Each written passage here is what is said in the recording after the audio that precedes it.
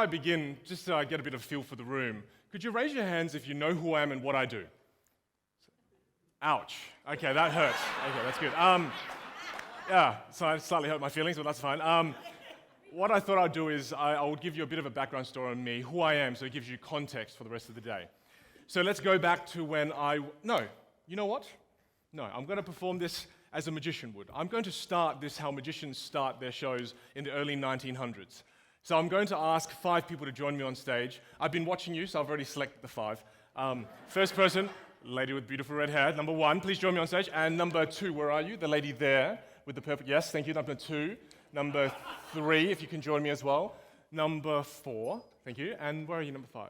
The gentleman in the blue shirt there. Thank you, that's you. Yep, please, big round of applause as they join me on stage. Good, thank you. Hello, how are you? Lovely to meet you. Good. Yeah, this is how magicians do it, so brilliant. And I need it to be boy, girl, so otherwise I can't relax. Okay, thank you. Yeah, thank you. That's quite excruciating. Good. So here's the thing. What we're going to do is, packet of cards. All of you have a very important job. I'm going to take these cards and wrap them in a rubber band, so you don't drop them everywhere. So there we go. First one. Good. You have a very important task, and it's this. In a moment, I'm going to give you the packet of cards. I need all of you to hold it very close to yourselves.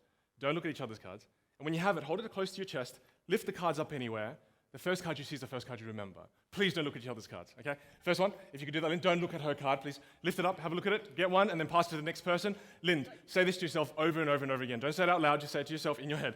Don't forget the card, okay? Quickly as you can. Please don't forget the card, the suit, the value, the color. And don't peek at the person next to you. Don't look. Got it? You got it? Thank you, good. So here, this is the game that magicians would play to warm up, to get to know the audiences. We're going to play a game of truth or lie. So in a moment, I'm going to ask you questions, and you can choose to tell the truth or lie. So, when we lie, there are certain things we do that give it away. So first question to you, Lynn, and it'll be the same question for all of you, so you can get your lies ready. First question is, was it red or black? Red. Good, thank you. And was it red or black? Black. Oh, slight pause in the beginning. Red or black? Black. Red or black? Black. And red or black? Black. Good.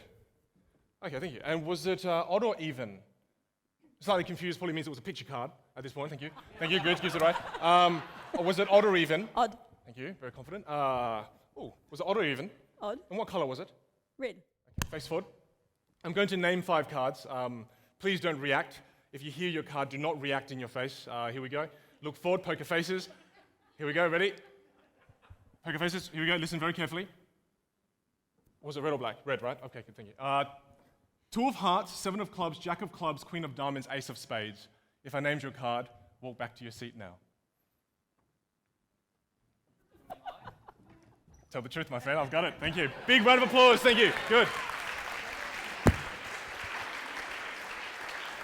Great. Thank you. So that's me as a magician. Me as an entrepreneur. Let's begin when I was 13. When I was 13, it was in the year 2000. Trying to do the maths, I'm 28.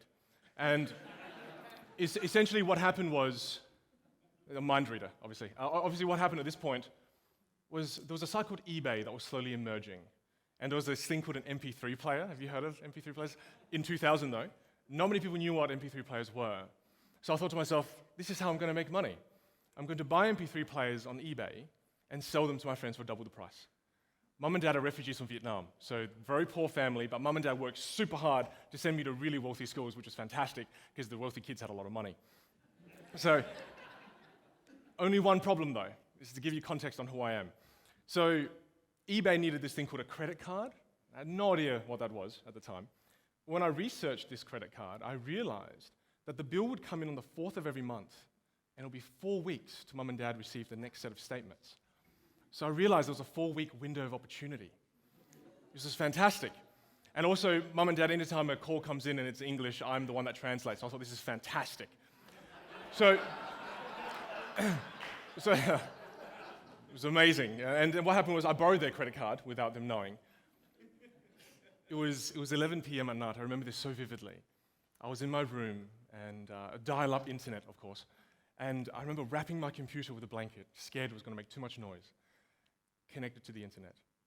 www.ebay.com.au. MP3 players. Change the quantity from 1 to 20. Are you sure? Yes.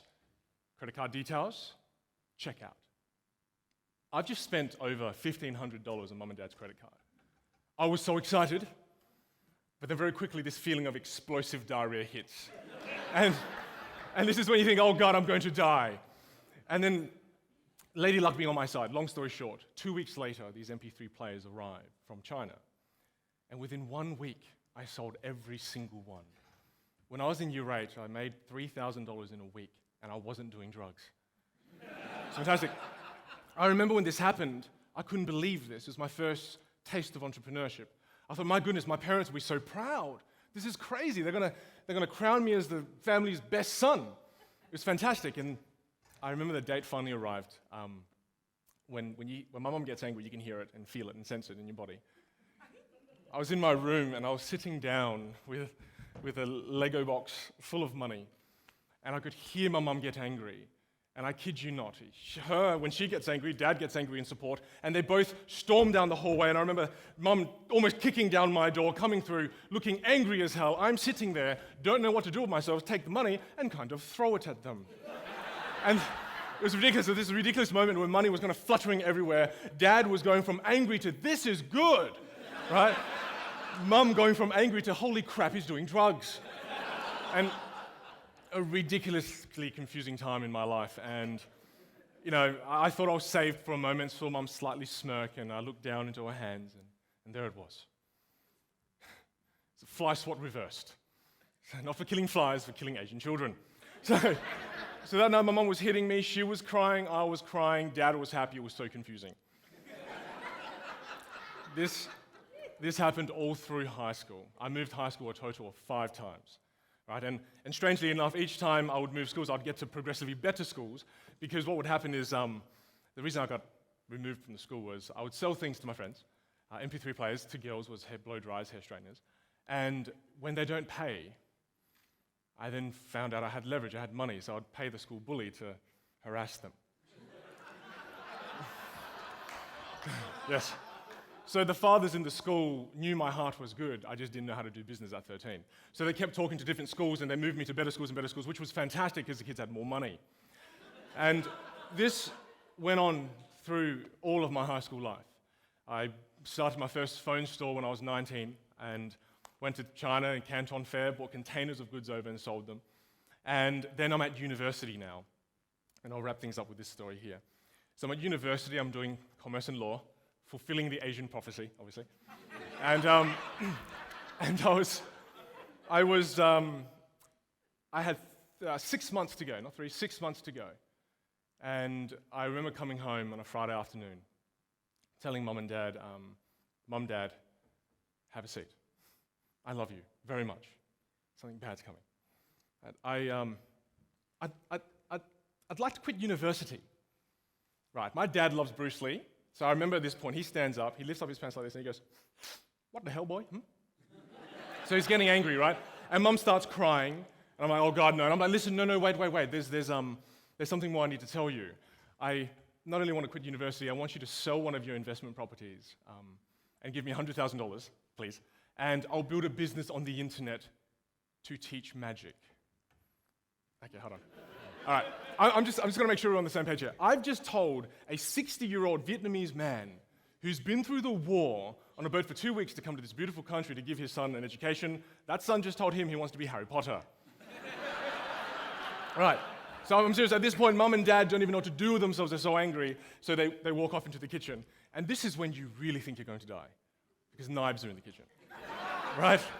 And I hear this intense whispering, and then your imagination just goes wild, and you don't know what they're talking about. So my imagination, I started thinking things. What are they saying? And this is what I imagined they were saying. We sold the investment property. I sold mine as well, left my degree, and began this new journey, creating this online business to teach magic. And I'm very proud to be able to say that we built the business in my investment property garage, and the business is called Encyclopedia of Magic. And I stand here before you, I'm so proud to be able to say this, that we have just over 47,000 users now from all around the world. And as a result of that, Dad feels like he has 2 sons again, thank God, because he used to just look at my brother as the main one. But the key thing is, I couldn't have gotten there without my family. And I wanted to start off saying, just in this story, is that family is so important. Regardless of what we do moving forward, Make sure you look after yourself, and in that, look after your family. And always remember that when you eat the fruit, remember those who help you plant the tree. And for me, it's my father, and for you, it's going to be different people. But please never forget that, and always be grateful for what we have. So that's me in a nutshell. Today's not about me. Today's all about you in this last session. So as a result of building that business, I was lucky enough to be awarded with SA Young Entrepreneur of the Year. And on this journey, I've learned so much from so many different people, mentors from around the world.